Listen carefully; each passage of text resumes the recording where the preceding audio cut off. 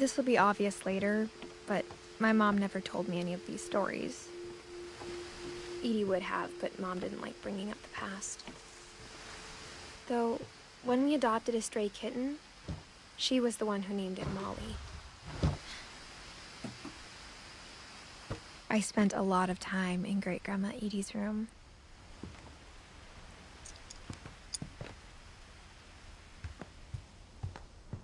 Her room was like a museum.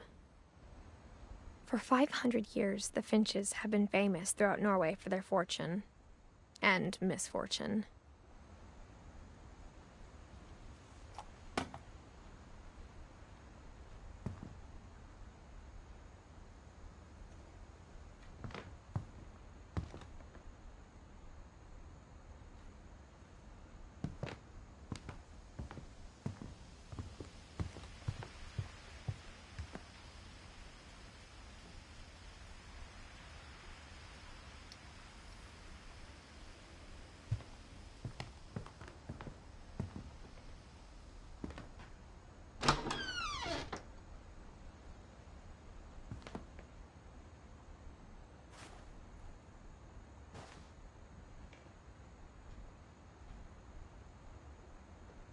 The only trace Grandpa Sam's first wife, Kay, left on the house was the pink bathroom.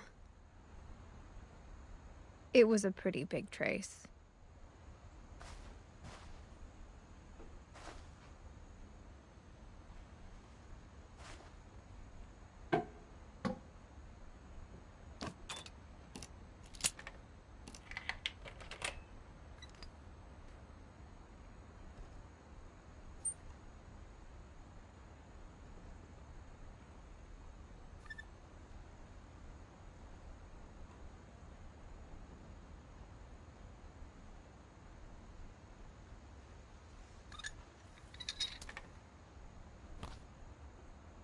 There's a secret in this bathroom.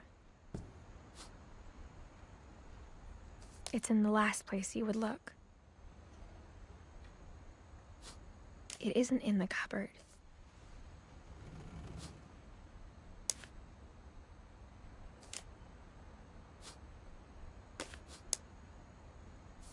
It's hidden in this book.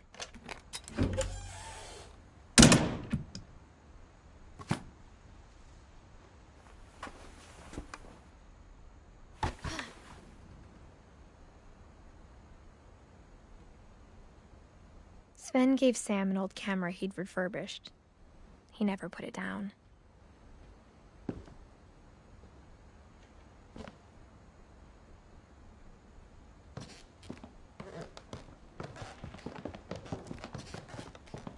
From the paintings on the wall, it was clear my brother Milton had been here before me.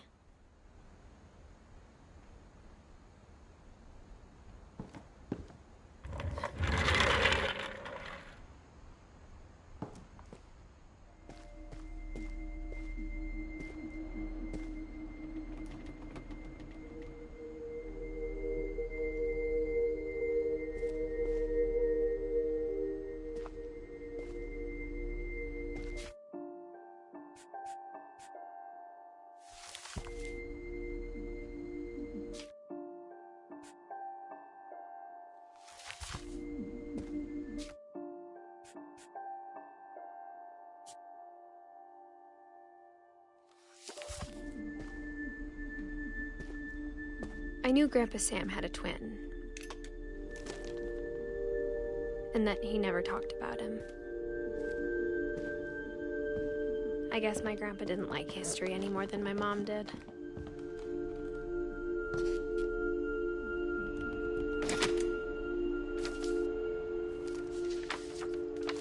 How I Want to Remember My Brother by Sam Finch.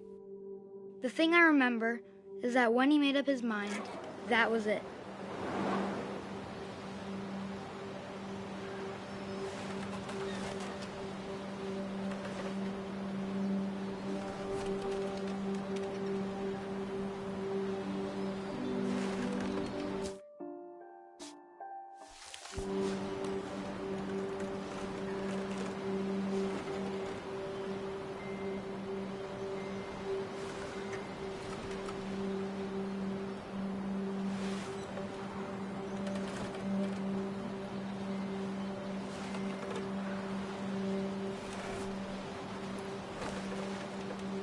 My brother said he'd die before he ate another mushroom. And he did. At Barbara's funeral, we swore we'd never be afraid again. And he wasn't. I think Calvin always wanted to fly. Sam! Calvin! Dinner's ready! Coming! But that day, he finally made up his mind to do it. I told him going around was impossible.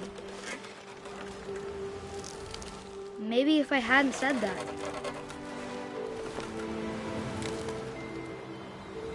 Calvin, I'm not gonna tell you again. Maybe if the wind hadn't picked up, then maybe he'd still be here. But I doubt it. I think he'd already made up his mind. That's what I want to remember about my brother.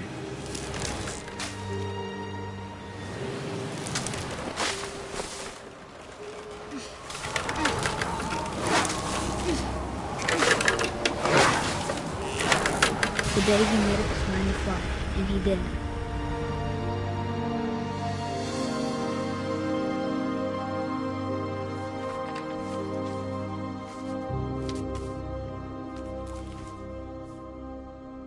Calvin's story felt strangely familiar. When I was younger, I remember trying to do the exact same thing.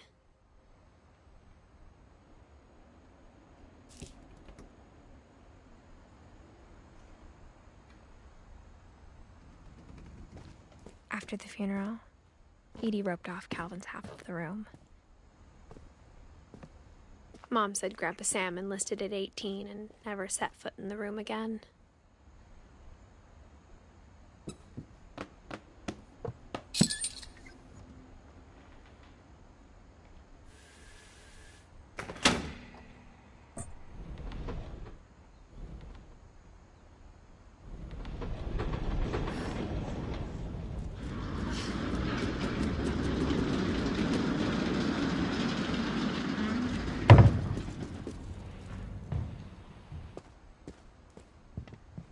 The passages were a pretty tight fit. They'd obviously been built for smaller hands and bellies.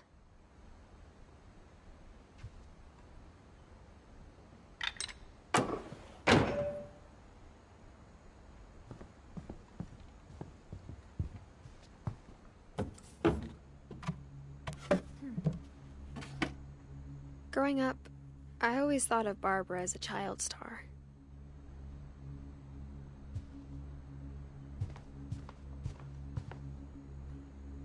I never thought about how hard it must have been for her afterwards.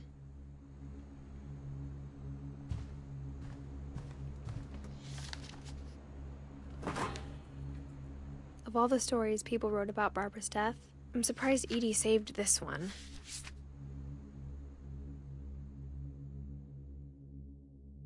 Old Jack here with another ghastly tale inspired by America's most unfortunate family. I'm calling it The Surprise Ending of Barbara Finch. As a child star, Barbara was famous for her scream. Now at 16, she was all washed up. A has-been. But in a lucky break, she'd been asked to perform her signature scream at a local convention for monster movie fans. It was just the boost her career needed. Unfortunately, her scream hadn't aged well. Getting better. I think you just need the right motivation. Her biggest fan and current boyfriend, Rick, was about to demonstrate when... Now that was a great scream. It was Barbara's father, Sven. He'd slipped into a table saw and had to be rushed to the emergency room. So Barbara got stuck babysitting her youngest brother, Walter. Her convention comeback was cancelled. Okay, I'm hearing frustration, but I'm not hearing terror. What if I tried... A gang of hoodlums in Halloween masks have been terrorizing Orcas Island tonight. Police are urging residents to... That came from the basement. You're right! Also, I loved your delivery on that. Why is your basement door locked? Because my dad likes making puzzles and secret passages. There's a key hidden in the music box. The secret is to keep winding and winding until finally the key pops out. Thanks, babe. I'll be back in a sec. 20 minutes later, Rick hadn't returned. So Barbara went to look for him, right on cue. She reached for the music box.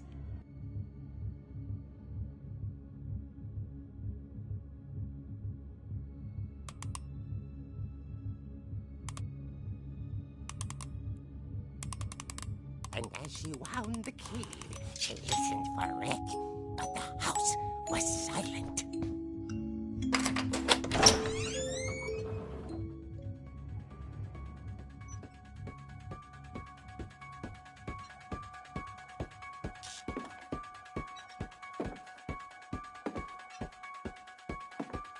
She found Rick's crutch and imagined the worst.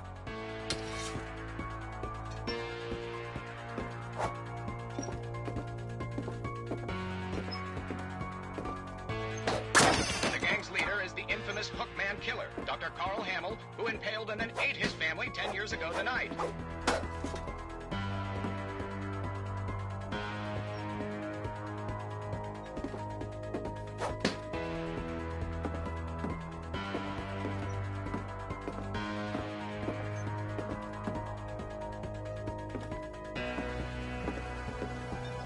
The old fridge rattled and grew still.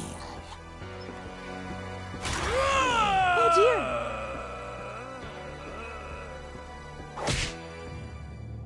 Oh! Rick? Barb, relax. I was just trying to scare you to help you find your scream. Well, I'm not scared, Rick. I'm furious. Then act furious.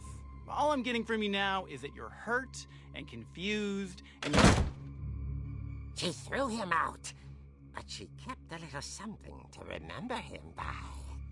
Barb, have you seen my other crutch? And she was still holding it when she fell asleep watching the late picture show.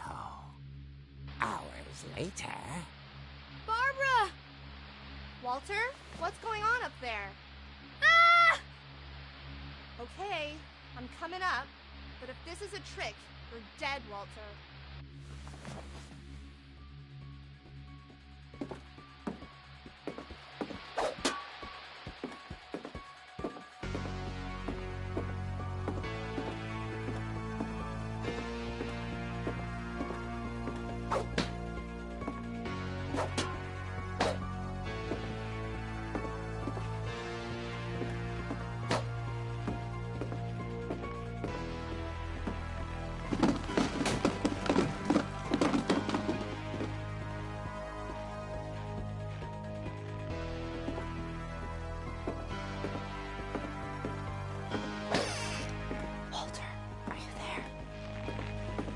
Walter vanished, but his bedside radio was still on. Orcas Island police describe the man as 6 feet tall, with a steel hook for a hand. Residents are urged to lock all doors and windows and notify the police of any suspicious activity. Barbara turned, saw the hook man, and was speechless. He was quite smashing.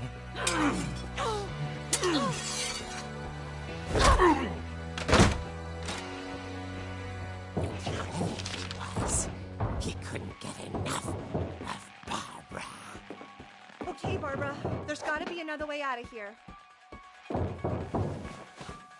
That night, she played her part beautifully.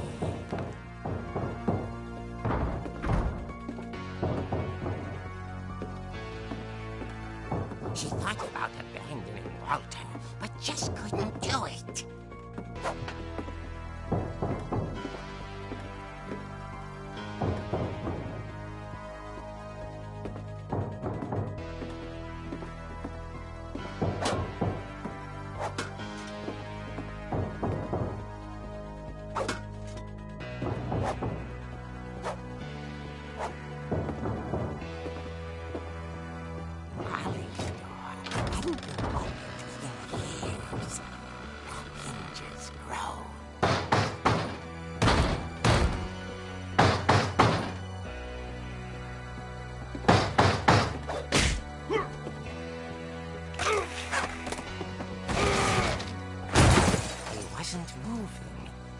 she sensed the story might not be over yet.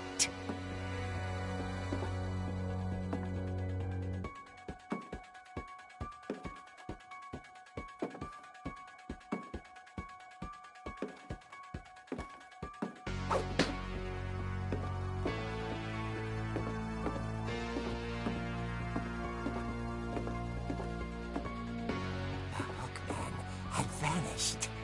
She listened for his breathing, but all she heard was...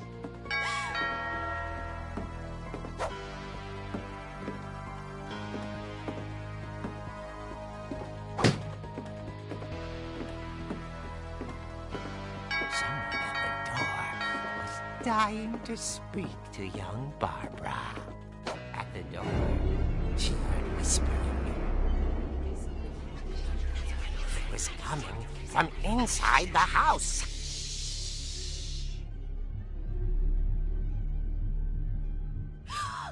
Oh dear. Surprise! Bravo, Barbara! You were wonderful! The monsters had come to surprise her. For Barbara, it was a dream come true. Then she saw what kind of monsters they were, and she realized what was about to happen. She was going to be famous. And with her final breath, Barbara Finch gave the performance of her life.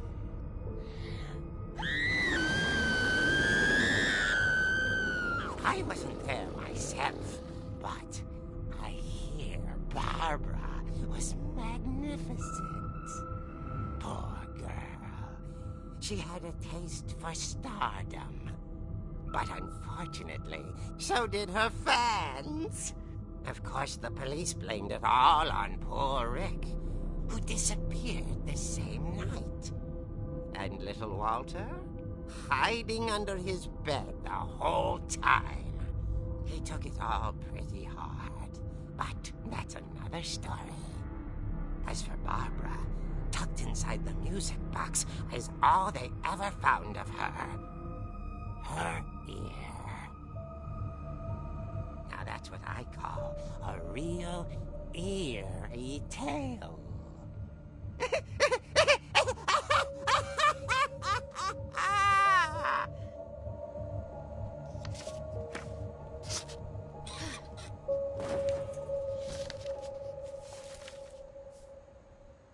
Edie told me all Barbara wanted was to be remembered, as absurd as that comic was. Maybe what Edie saw was a happy ending.